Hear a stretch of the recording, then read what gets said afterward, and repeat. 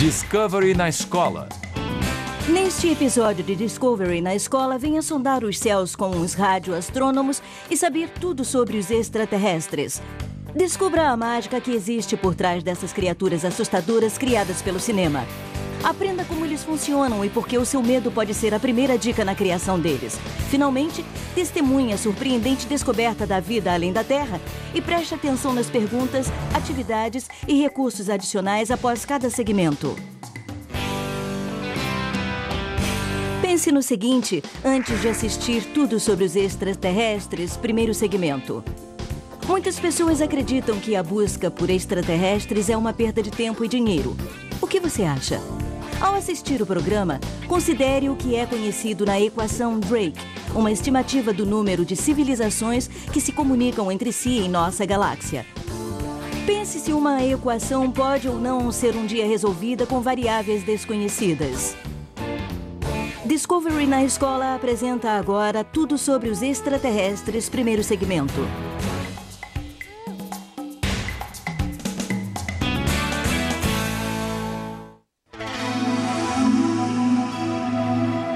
Quando os topógrafos da Idade Média chegavam aos limites do mundo conhecido, eles continuavam.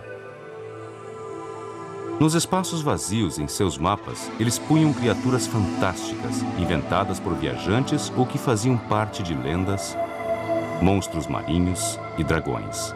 Agora, quando mapeamos o universo, ficamos pensando em populações que talvez existam para preencher os espaços vazios em nossa compreensão. Seriam criaturas baseadas em parte em fatos científicos e em parte na nossa imaginação. Nós os chamamos de extraterrestres.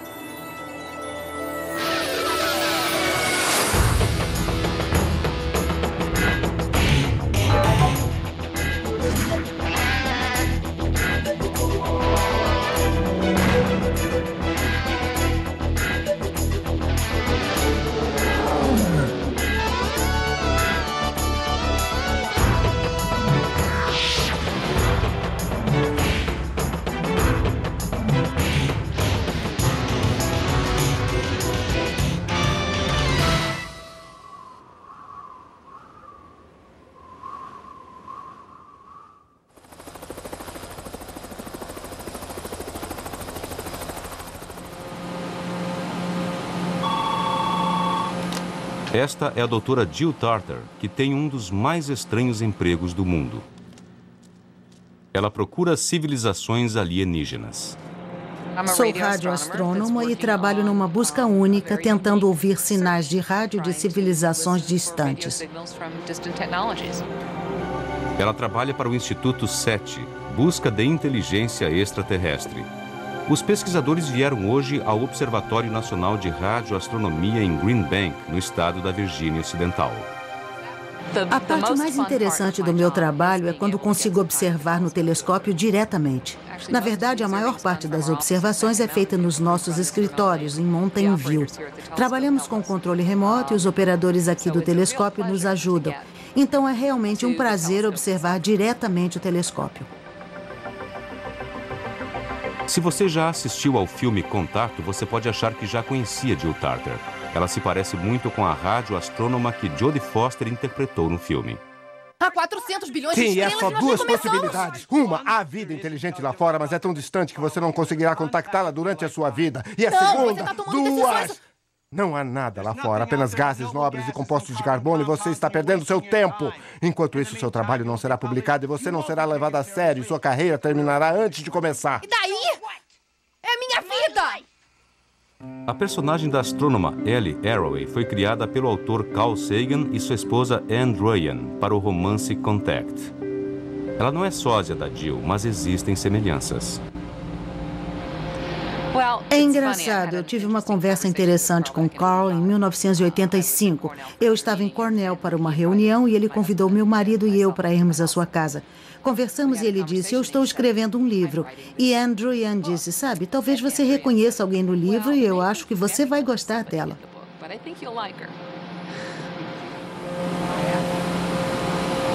Como Ellie no filme, Jill Tarter é brilhante, impulsiva e um pouco possessiva. A culpa é minha. Eu me torno um pouco obsessiva com esse tipo de trabalho. Tem que ter paixão ou você não se apega a ele. Após ter recebido o diploma de doutorado em astrofísica teórica, ela trabalhou em vários projetos SETI para a NASA e para a Universidade da Califórnia. Eu fui uma criança muito detalhista. Tive um pai que adorava astronomia. Eu caminhava pela praia à noite com meu pai e ele apontava as estrelas. Eu adorei aquela época. Eu cresci com os desenhos animados aos sábados pela manhã, do tipo Flash Gordon, programas de televisão aos sábados pela manhã. Para outras pessoas, as estrelas sempre foram sóis, mas para mim, não.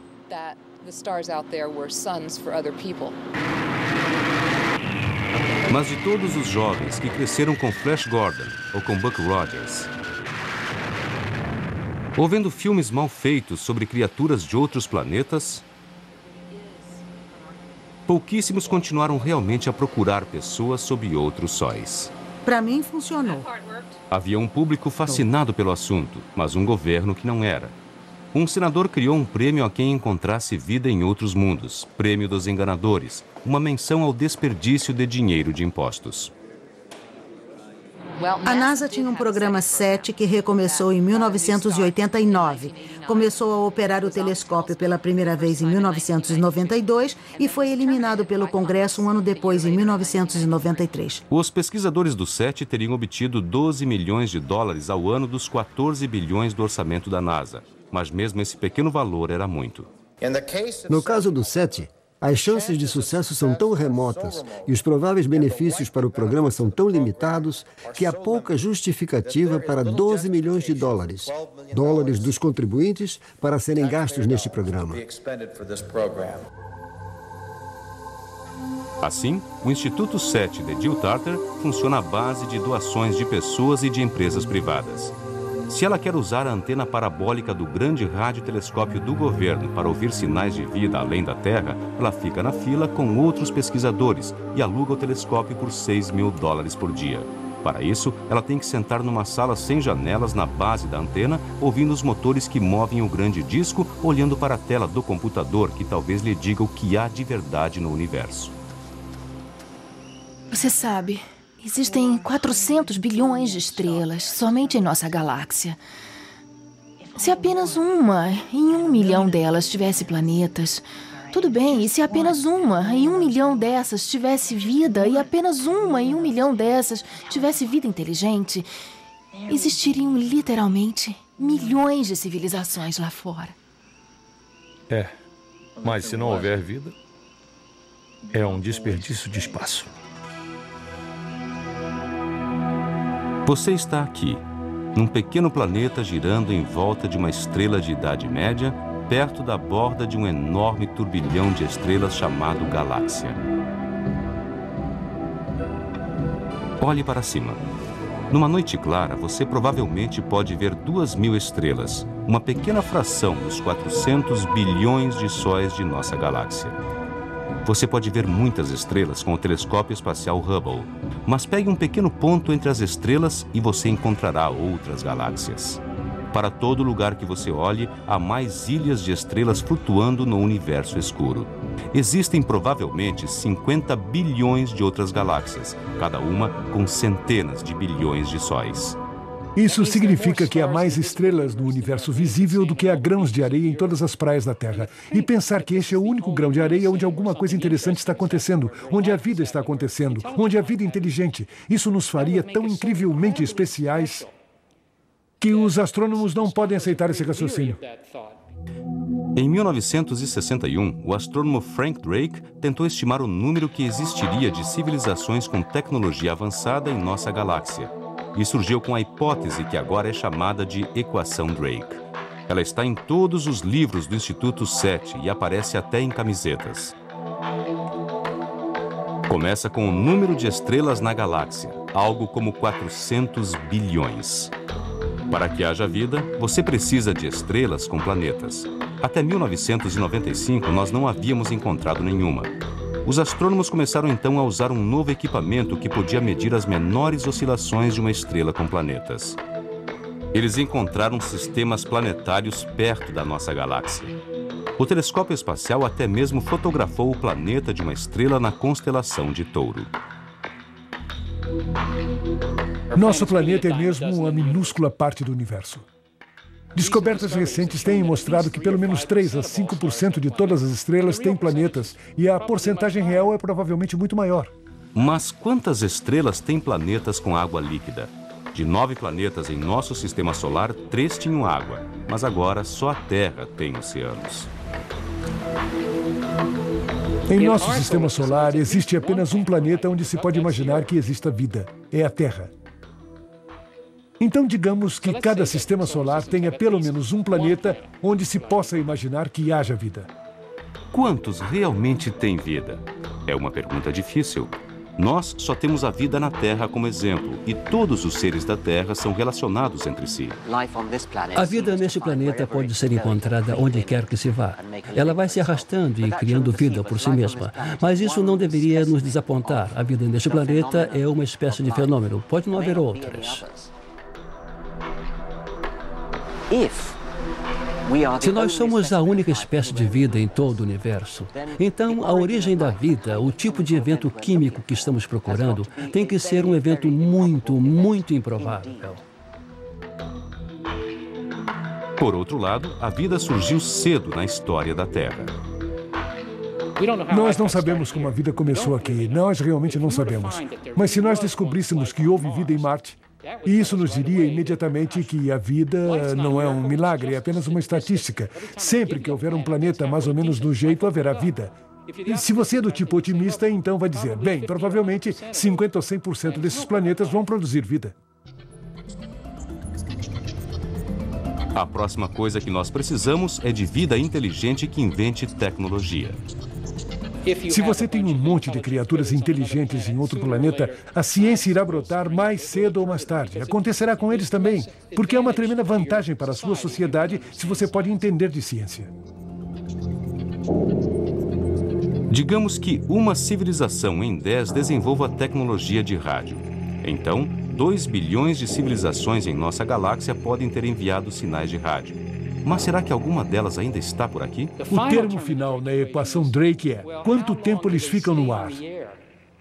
Em que fração de tempo eles fazem a transmissão? E isso realmente não é conhecido. A invenção da tecnologia do rádio e a invenção de armas de destruição em massa parecem estar intimamente relacionadas. Talvez o que aconteça é que o ET vai ao ar, está nos enviando mensagens e aí, bum! Uma nuvem cresce muito rápido e acabou-se. Se é assim que as coisas acontecem, nós não vamos ouvir nada, porque o ET não vai ficar no ar por muito tempo. Mas se você é otimista e acha que o ET vai ficar no ar pelo menos 1 milhão de anos, então o número de civilizações transmitidas em nossa galáxia é da ordem de dezenas de milhões. Dezenas de milhões. Digamos que haja 40 mil civilizações entre os 400 bilhões de estrelas. Por que nós não ouvimos transmissões de outras civilizações? Seria como perguntar a Cristóvão Colombo 2 dias depois que ele saiu da Espanha, quando é que você vai encontrar alguma coisa? Ele não sabia e nós também não sabemos. Os cientistas dizem que é uma questão de achar aquela estrela entre 10 milhões. Mas quem gosta de ficção científica diz que se a equação Drake é correta, os alienígenas deveriam estar aqui agora. É provável que nossos descendentes viajem de estrela para estrela mais lentamente do que a velocidade da luz, em grandes colônias de naves giratórias que levam gerações para chegar a outra estrela. Estabeleçam uma colônia e então passem gerações construindo suas indústrias, mais naves estelares e as enviando. Se isso vier a acontecer, os cálculos indicam que os nossos descendentes levariam 60 milhões de anos para preencher a galáxia. Isso parece muito tempo, mas é um piscar de olhos na história desta nossa vagarosa galáxia. A pergunta então é, por que eles ainda não chegaram aqui?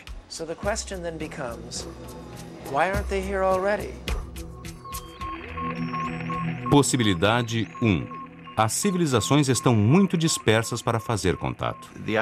Eu acho fascinante, assustadora e desencorajadora a ideia de por quanto tempo a vida inteligente pode ser mantida. E como é que nossa pequena partícula no espectro do tempo coincidirá com outra partícula de vida inteligente para que nós possamos nos encontrar. Possibilidade 2. Nenhuma outra civilização desenvolveu tecnologia. Nós podemos ir lá fora e encontrar muitos e muitos alienígenas, mas eles são golfinhos, são polvos. Eles são estranhas criaturas aquáticas que nunca saem dos seus planetas. Nós nos encontraríamos e apertaríamos seus tentáculos com nossas mãos. Quem sabe haverá muitos outros seres com quem poderemos conversar. Mas ninguém iria nos agredir porque nós seríamos aqueles que têm naves estelares. Possibilidade 3. As outras civilizações têm tecnologia, mas não têm curiosidade quanto ao resto do universo.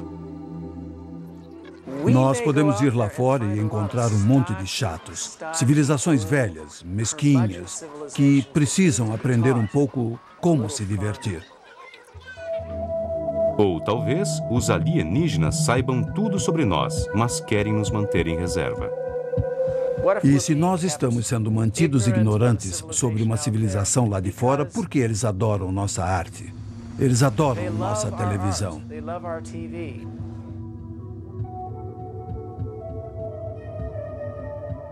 Assim que nós soubermos sobre eles, poderíamos declarar nossos direitos e solicitar uma cópia da Enciclopédia Galáctica.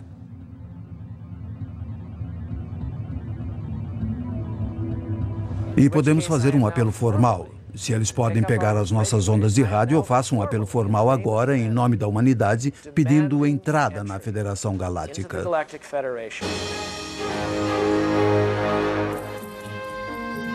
Desculpe.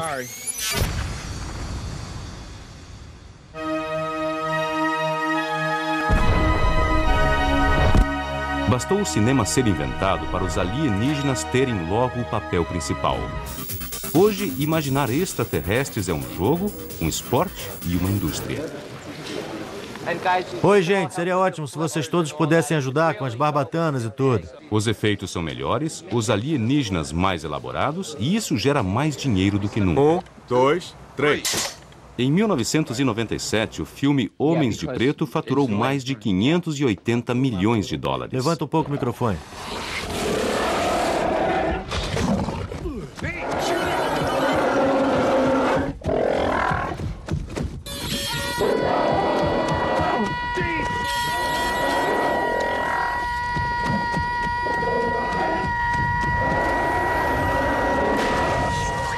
Hollywood é o centro do mundo para criações extraterrestres. Olhe para a câmera, não se mexa. Os alienígenas de Hollywood variam de bolhas a insetos. Ultimamente, nossas telas têm sido tomadas por um tipo particular de extraterrestre, uma criatura careca e cinza. Os alienígenas típicos eram pequenos seres verdes, talvez com 3 olhos, mas, na verdade, nas últimas décadas, os cinzas tomaram lugar na imaginação popular. Os cinzas foram popularizados pelo livro de Whitley Strieber, chamado Comunhão, e desde então têm aparecido em filmes, jornais e na televisão. Por que essa forma de alienígena é tão popular? Talvez porque os cinzas são o que nós pensamos que seremos um dia. Eles são apenas uma projeção de nossos medos. Tem olhos grandes, cabeça grande, não tem cabelo. Não tem cabelo. Bom, isso é apenas uma projeção. Estamos perdendo nossos cabelos. Narizes pequenos. Nós não cheiramos tudo como antigamente.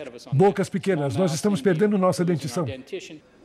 O que me deixa triste é a imagem que muitas pessoas têm dos alienígenas. Uma criatura em forma de cúpula grande, olhos negros e longas pontas nos dedos que estão nas capas de tantos livros e revistas. O comportamento deles é precisamente o mesmo dos duendes nos contos de fadas de Grimm. Nenhum dos episódios de OVNIs que eu tenha ouvido falar, se é que era verdade, descrevia o comportamento dos ETs como de adultos. E por que a safra atual de alienígenas malvados nos filmes se parece com répteis ou insetos? Há milhões de anos, quando nossos ancestrais eram menores e mais peludos e viviam em árvores, as cobras podiam subir nas árvores e comer nossos jovens. Por isso temos um medo natural de cobras, répteis e insetos. Hollywood sabe disso e os alienígenas maus tendem a ter uma aparência assim. Mas de volta ao nosso mundo real, um caçador de alienígenas não poderá adivinhar o aspecto de sua caça. Eu acho que não tenho muita poesia na minha alma. Só detectar o sinal já é um grande desafio para mim. E não me importa o aspecto deles. Eu não quero saber o que comem no café da manhã, se são verdes, azuis, lilazes ou quantos sexos têm. Saber que em algum outro lugar acontecimentos físicos e químicos criaram uma outra criatura sensível com a habilidade de construir radiotelescópios já é lucro suficiente para mim.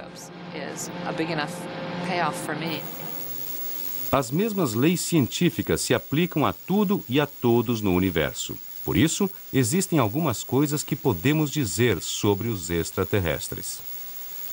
Acima de tudo, o que se pode dizer é eles provavelmente vão seguir a boa prática da engenharia.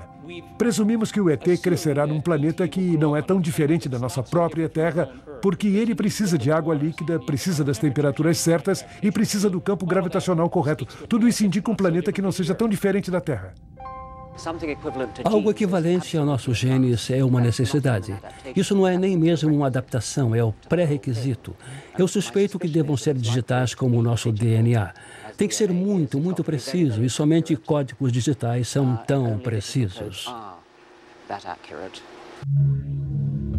Ele será multicelular. Precisa de pequenas células, mas a fim de fazer qualquer coisa interessante, precisa de muitas delas. Precisa de uma máquina complexa. Portanto, o ET não pode ser menor do que a cabeça de um alfinete, nem maior do que 20 elefantes juntos, já que existem problemas mecânicos, porque isso não funcionaria muito bem. Uma criatura muito pequena não seria muito inteligente. Não existiriam células suficientes para fazê-la muito inteligente. Isso diz alguma coisa sobre o tamanho. Olhos surgiram espontaneamente em pelo menos 40 espécies de animais do nosso planeta. Então, meu palpite seria que, se há vida em outro lugar, o desenvolvimento de olhos seria uma possibilidade concreta.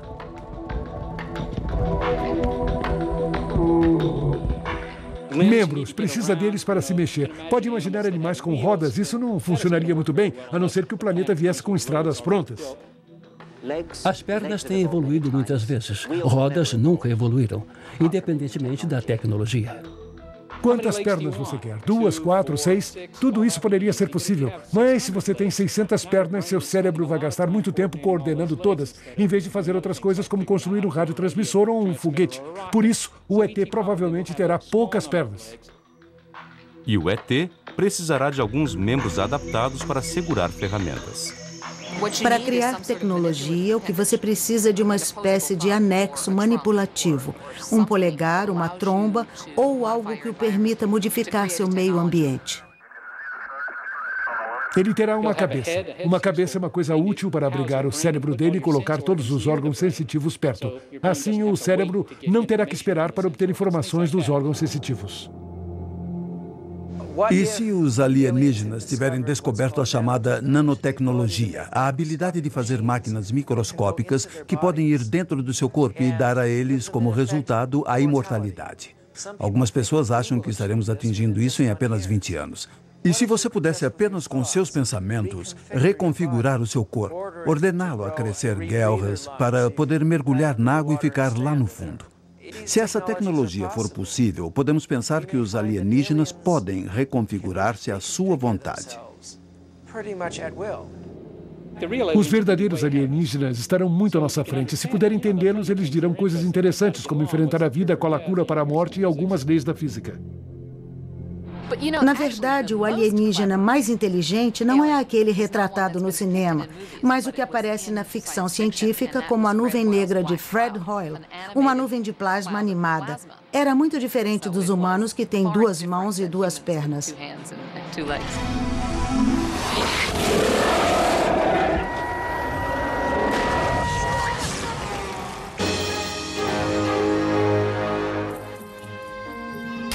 Desculpe.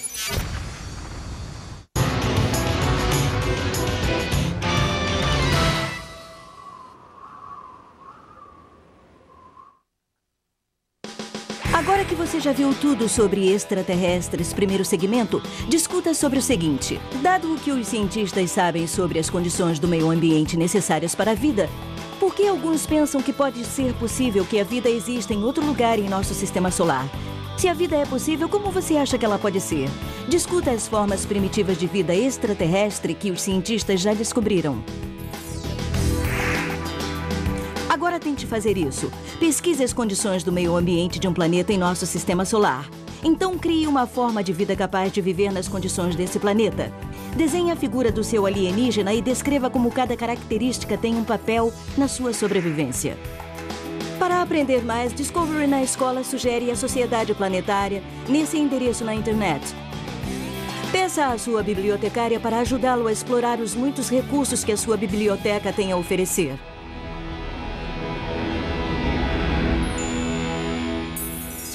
Considere o seguinte antes de assistir tudo sobre os extraterrestres, segundo segmento. O que você sabe do chamado meteorito de Marte? Será possível que este meteorito seja nossa primeira amostra de vida extraterrestre? Como os cientistas identificam um objeto como extraterrestre?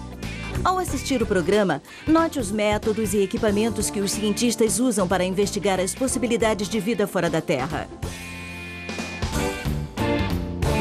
Discovery na Escola apresenta agora tudo sobre os extraterrestres, segundo segmento.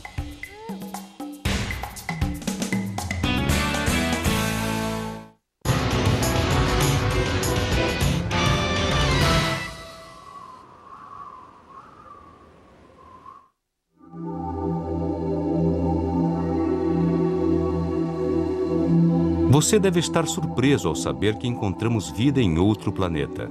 Aconteceu em 19 de novembro de 1969. 164 retorna à contagem regressiva, pousando. Acima. A missão Apollo 12. A Apollo 12 pousou perto da cratera Surveyor. E essa cratera era chamada Surveyor por causa da nave espacial Surveyor, uma nave espacial robô que havia pousado lá 2 anos antes. Os astronautas conseguiram pousar a certa distância, andar até a nave espacial Surveyor, pegar uns poucos pedaços dela e trazê-los de volta para a Terra. E quando os exobiologistas examinaram a câmera da Surveyor, havia uma bactéria chamada Streptococcus viva dentro dela. Essa bactéria não era da Lua. A nave espacial não foi corretamente esterilizada e a bactéria foi levada para a Lua e sobreviveu lá. Quando pesquisadores alimentaram a bactéria, ela prontamente começou a se reproduzir. Ela havia sobrevivido congelada a seco no alto vácuo da Lua. Isso prova que estamos apenas começando a descobrir como fortes e adaptáveis as coisas vivas podem ser. Eles encontraram também líquen nas rochas da Antártica e estranhos vermes em forma de tubo aglomerados em volta das passagens vulcânicas no fundo do oceano. Encontraram bactérias felizes mastigando rochas a 8 quilômetros abaixo da superfície. Foi somente na última década que aprendemos que existe uma completa biosfera de micro-organismos que vive abaixo da superfície. De fato, a massa dessa biosfera deve exceder a massa inteira da biosfera da superfície com a qual convivemos no dia a dia. E ainda existe a Pedra de Marte. Pesquisadores encontraram na Antártica um meteorito que se soltou de Marte bilhões de anos atrás em consequência de uma explosão colossal. A pedra foi manchete em 1996, quando se descobriu que ela continha sinais químicos de vida e pequenas estruturas que pareciam bactérias fossilizadas.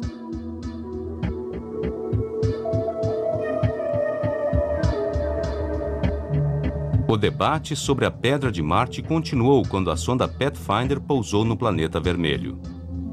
O pequeno rover rolou sobre algumas pedras e se descobriu que elas haviam estado um dia debaixo d'água. Toda essa planície já esteve coberta por um mar do tamanho dos grandes lagos americanos.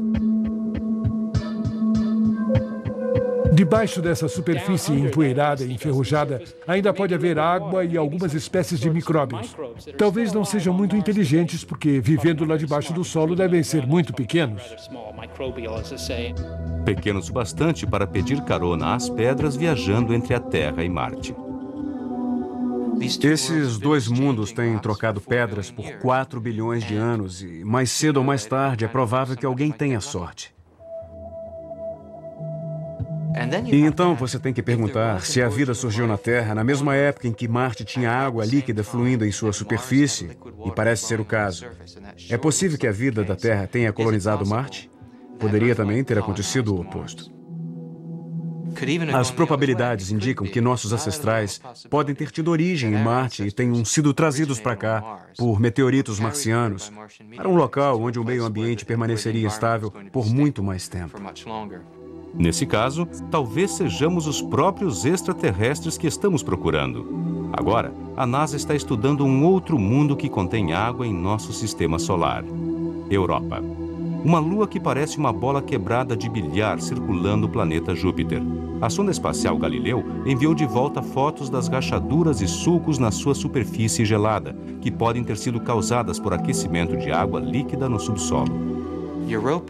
Europa pode ser o local mais hospitaleiro para a vida em nosso sistema solar. Europa pode ter outro oceano do nosso sistema solar. E o volume desse oceano é provavelmente quase o mesmo do volume do oceano na Terra. Pode haver vida que talvez tenha precisado de bilhões de anos para evoluir. Bom, existe alguma vida inteligente em nossos próprios oceanos. Pense nos golfinhos, nas baleias, e o que dizer dos polvos e das lulas. Mas eles não fabricam ferramentas, não constroem radiotransmissores. Porém, é concebível que exista vida inteligente nesses mares escuros de Europa.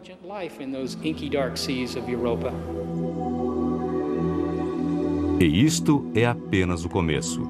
Existem todos esses mundos recém-descobertos lá fora. Aprendemos que, além do nosso próprio sistema solar, os planetas são comuns em nossa galáxia. Temos visto discos protoplanetários onde sistemas solares são formados. Temos indicações da existência de planetas 9 ou 10 sistemas solares além do nosso. E temos todas as razões para esperar que existam muitos mais. Isso tudo veio junto nos últimos 10 ou 15 anos. Isso está tendo um impacto no modo como planejamos nossas próximas explorações. Esse impacto pode ser claramente visto na decisão de Dan Gold da NASA de colocar mais recursos à disposição desta área. Uma coisa que a NASA não está fazendo é participar da busca de inteligência extraterrestre por rádio. Ninguém na agência espacial quer desafiar a fúria das comissões de orçamento do Congresso. Imagine que somos alienígenas de um mundo próximo. Poderíamos reconhecer que há vida na Terra? É uma pergunta fundamental. E como se faz para encontrar uma civilização alienígena? Como faria um alienígena para nos encontrar? A observação visual não funcionaria muito bem. Detectar vida procurando estruturas de engenharia, coisas que construímos e que parecem artificiais, é realmente confiar na sorte. Olhando para todas as fotografias que foram tiradas do ônibus espacial, a maioria não mostra evidência de nossa engenharia, da nossa presença nesse planeta. Se o nosso alienígena estivesse próximo o bastante da Terra, ele poderia sacar o seu espectroscópio. Então, tudo que você tem que fazer é analisar a luz que é refletida da Terra e encontrará a assinatura espectral, os sinais indicadores de coisas como metano e oxigênio. A maior parte do oxigênio que existe na atmosfera foi emitida por algas azuis esverdeadas, e isso diria que aqui existem algas. A maior parte do metano foi emitida pelo que é chamado de flatulência bovina e flatulência suína. Assim fica sabendo que poderia encontrar porcos no espaço. E você poderia identificar do mesmo modo gases que se desprendem da superfície de lagoas. Mas isso ainda fica muito longe de determinar a existência de uma civilização tecnológica. De qualquer modo, esse tipo de análise atmosférica é impossível a distâncias interestelares. Mas há um outro modo de checar uma estrela, através das ondas de rádio. A maneira mais rápida de nos encontrar seria apontando um radiotelescópio na nossa direção. Um alienígena poderia pegar instantaneamente uma tempestade de sinais de televisão, rádio ou radar. Isso só funcionaria se você estivesse relativamente próximo, pois nossas primeiras transmissões mais poderosas estão agora a 40 ou 50 anos-luz da Terra. Você teria que estar dentro dessa distância, sintonizar um receptor de rádio de TV, pegar uma novela ou o jornal da TV, coisas assim. Mas você poderia detectar vida na Terra do outro lado da galáxia se tivesse um telescópio de tamanho razoável. Sinais que enviamos para o espaço nos anos 60 estão chegando agora à estrela Arcturus, que fica bem próxima da Terra. O que é isso, Buffalo Bob? Se existe algum radiotelescópio lá, um boneco sardento de madeira está anunciando que existe vida inteligente na Terra. Tudo bem, meninos e meninas?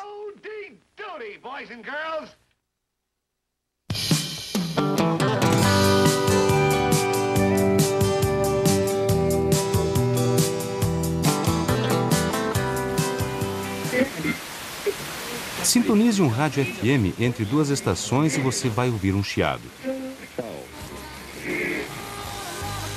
Esse chiado é provocado por sinais vindos das estrelas misturados com ruídos do amplificador do rádio. O que você está realmente ouvindo é a Via Láctea. Você está ouvindo os elétrons que estão girando em torno das linhas do campo magnético na Via Láctea. Você pode realmente ouvir a galáxia no seu rádio.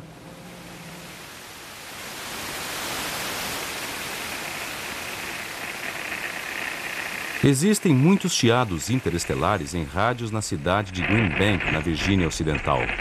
Por essa razão, estações de rádio e transmissores de televisão são proibidos nessa área, porque lá é onde fica o Observatório Nacional de Radioastronomia pertencente ao governo. Construíram um radiotelescópio neste vale que é cercado por montanhas para ajudar na proteção contra transmissores que estão sendo usados com outro propósito. Quando construído no início dos anos 60, foi importante encontrar um local que fosse naturalmente protegido. E de fato foi ordenado por lei que esta seria uma zona de silêncio de rádio, onde não poderia haver transmissores em atividade, num raio de 80 quilômetros no observatório.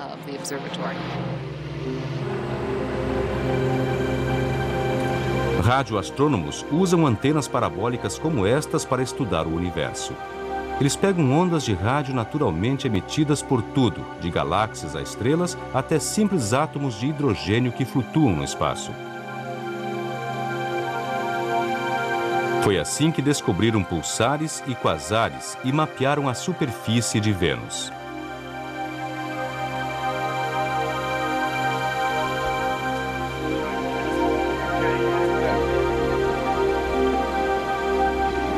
O radiotelescópio de Green Bank tem uma antena com um diâmetro de 43 metros. E o novo, em construção, será maior do que um campo de futebol. As antenas têm que ser grandes, pois os sinais das estrelas são fracos. Estes são sinais realmente muito fracos. Alguém calculou que se você pegar todas as ondas de rádio que foram coletadas e considerar a energia que é representada por esses sinais, ela será equivalente à quantidade de energia que é liberada quando um floco de neve cai no solo. Muitos cacarejos, chiados e barulho basicamente é o que se recebe na maior parte do tempo.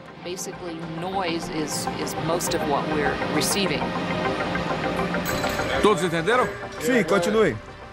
Quando o Instituto SETI tem uma chance de usar o telescópio, a primeira coisa a fazer é montar um receptor de 1 tonelada no ponto focal do disco. Para minimizar o ruído dos equipamentos eletrônicos, o aparelho é resfriado com hélio líquido a uma temperatura de 5 graus acima do zero absoluto.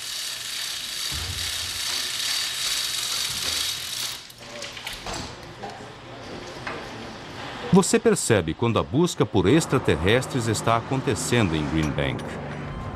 Há uma van blindada cheia de processadores de sinais e computadores ligados à parte de trás do telescópio. O projeto é denominado Fênix, como o pássaro místico que se levantou das próprias cinzas. Os técnicos podem passar o dia inteiro conectados a receptores do tamanho de cabines telefônicas apenas para perceber que a coisa não está funcionando. Aí eles baixam a antena, sobem na torre de serviço e começam a desmontar as coisas. Isso é azul ou amarelo? Azul ou azul marinho. Eu vou gritar preto. Ok. Olhando para ambos. Eu não vejo nada. A operação pode ser paralisada por causa de uma fibra ótica suja. Encontramos uma luz aqui, Gary. Mude a luz. Quer que eu pegue ele de volta? E isso reduz o tempo de observação de Jill. Agora de Green Bank, observamos pouco mais de 210 estrelas. Aqui é onde estávamos ontem, quando eu comecei a operar. Na verdade, observamos mais 6 estrelas ontem à noite. Nós vamos observar 1000 estrelas com essa busca. Elas todas estão muito perto. A mais distante está a cerca de 155 anos-luz de nós. As observações que estamos fazendo aqui, se você cobrir completamente a faixa de frequência, tomam 12 horas por estrela. Ninguém sabe a frequência exata que os extraterrestres devem estar usando, mas há uma área silenciosa natural no espectro de rádio perto da frequência dos átomos de hidrogênio. Qualquer alienígena lógico saberia o que nós sabemos. Esse é o melhor lugar para se enviar um sinal. Os receptores da SETI e os computadores dividem a área silenciosa em bilhões de canais. Eles escutam cada canal por 1 milésimo de segundo. O telescópio é extremamente sensível. poderia facilmente encontrar telefones celulares em Marte. São apenas uns poucos fótons que sacodem uns pares de elétrons num transmissor e são amplificados imensamente. A grande amplificação significa que existem alarmes falsos. Quando observando com uma antena simples, há uma chance em 30 de que um barulho casual no equipamento possa aparecer como um sinal. Acabamos de pegar um desses 1 em 30. O que aconteceu é que um sinal foi detectado. Quando o telescópio foi desviado da suposta fonte, o equipamento não indicou a queda do sinal. E quando voltamos à posição, eu não vi o sinal novamente.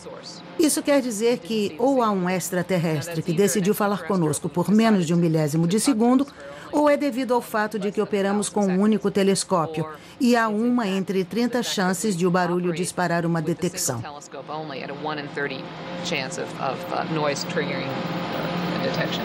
O operador pode observar o processo de uma busca na tela, mas os computadores fazem muito do trabalho monitorando 28 milhões de canais por vez. Quando algo é detectado, o computador movimenta a antena para fora do alvo e então volta para se assegurar de que o sinal está realmente vindo daquela parte do céu. Naves espaciais são o nosso problema principal porque elas estão sobre o que deveria ser a única zona silenciosa de rádio do mundo. Não deveria haver transmissores na área num raio de 80 quilômetros, mas a área não se estende 80 quilômetros para cima. E isso pode ser um problema. Nós estamos começando a desenhar uma curva enorme que tem agora, na verdade, mais de 50 mil detecções. Isso é horrível, horrível. Eu posso não querer observar por aqui de novo. Sabe, eu sei quando me derrotaram. Eu não posso construir um equipamento para detectar um simples sinal fraco e que se esconde ao mesmo tempo. Foi um sinal de frequência modulada de faixa larga. Suspeito que foi apenas a telemetria de uma nave espacial.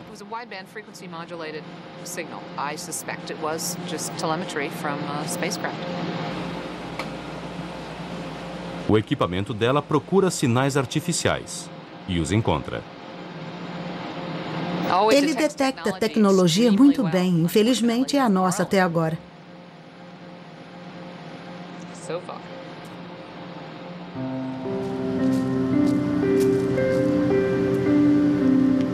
Então, Jill e seus colegas sentam-se lá entre os unidos de seus ventiladores, afagando seus excêntricos equipamentos e ouvindo o universo, estrela por estrela.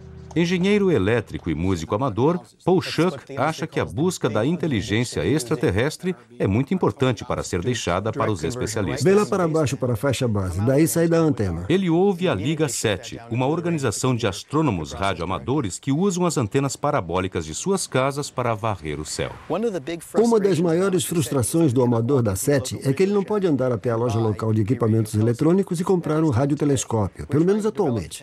Estamos tentando desenvolver a tecnologia para tornar isso possível, para que qualquer cidadão interessado em SETI possa adquirir em uma loja todo o equipamento necessário para montar uma estação SETI confiável com o mínimo conhecimento técnico.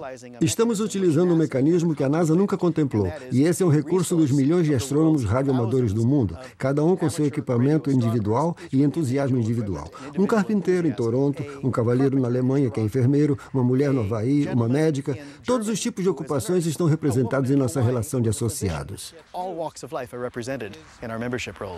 Um deles é Al Katz, um professor de física de Windsor, Nova Jersey. Fazendo remendos, ele juntou material e montou um telescópio impressionante usando material de sucata. Subindo. Sim, por favor. Esta coisa toda foi construída com menos de $500 e foi montada com muitos canos e bugigangas. A torre principal na qual a antena está fixada é uma torre que foi atingida por um caminhão e foi para trás e caiu. E por isso a compramos por muito pouco dinheiro. Nós a cortamos e trouxemos para cá, para baixo. E o que estamos vendo é que isto é um sinal chegando e sua frequência. E isto indica a direção e o tempo. Então você vê, este é um dado que está vindo da antena agora, neste instante. Lembra, nossa busca foi ao ar em abril de 1996, com apenas 5 estações participantes. 3 semanas depois que entramos no ar, 2 de nossos membros na Inglaterra detectaram nosso primeiro sinal candidato. Este aqui é o sinal, e o que nós vemos é uma alteração lenta acompanhada por Doppler, a uma velocidade que parece se aproximar da rotação da Terra. É um sinal fraco, que parece que tem a maior parte das características que poderíamos esperar de um sinal originário de uma inteligência extraterrestre. Estava vinda de fora da Terra. Infelizmente, descobrimos que não estava vindo de muito longe da Terra, pois em análises adicionais, nós o identificamos como um sinal de um satélite militar secreto. Existem outros projetos a caminho. A busca da Universidade Estadual de Ohio é famosa por este sinal, UAU, apanhado em 1977. Este ponto no céu tem sido procurado frequentemente, mas o sinal só apareceu uma vez. Existe um outro tipo de busca sendo feita usando o radiotelescópio de 300 metros montado em Porto Rico. Ele não procura determinadas estrelas-alvo. Seu receptor pega carona enquanto outras observações estão a caminho e cobre 1/3 do céu a cada 6 meses. Foram monitorados acima de 500 trilhões de sinais nos últimos 6 anos, sem nenhum sinal de vida.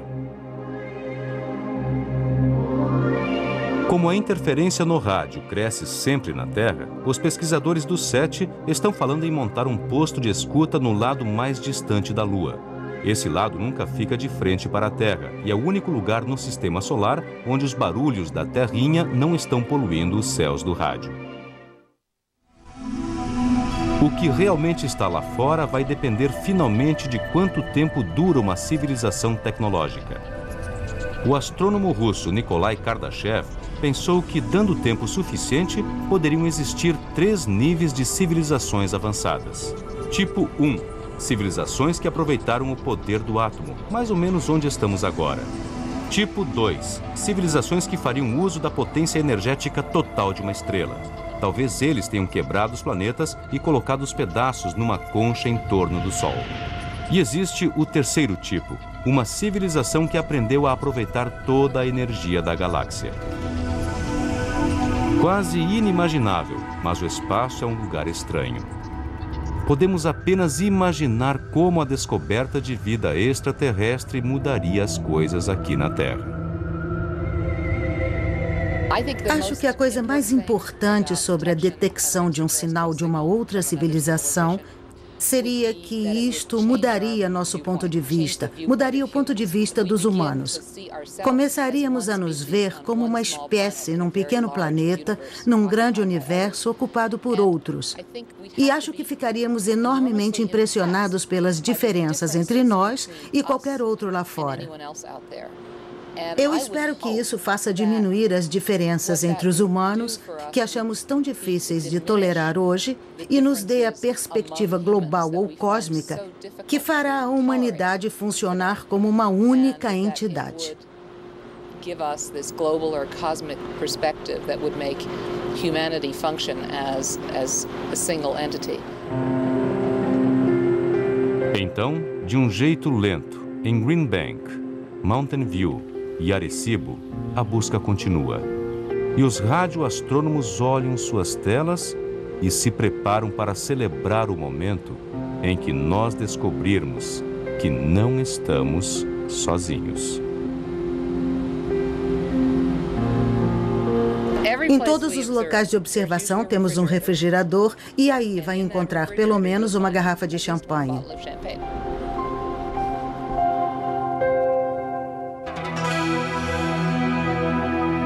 Fique ligado. Vem aí no Discovery na Escola perguntas sobre o que foi visto, atividades e recursos adicionais.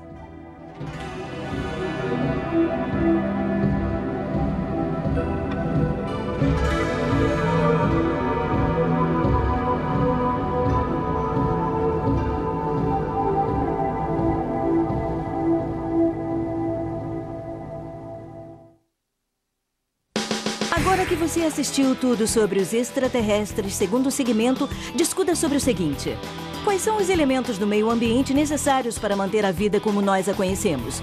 Marte aparenta ter alguns desses elementos? Discuta se são justificadas as missões não tripuladas para planetas como Marte. Existem evidências suficientes de vida? Agora tente isto. Pesquise um organismo que vive em condições extremas, como o mar profundo ou a Antártica. Descubra como o organismo se adaptou para sobreviver no seu habitat e escreva um parágrafo informativo sobre suas aventuras diárias. Para aprender mais, Discovery na escola sugere origens, galáxias, estrelas, planetas e vida nesse endereço da internet. Peça à sua bibliotecária para ajudá-lo a explorar os muitos recursos que sua biblioteca tem a oferecer.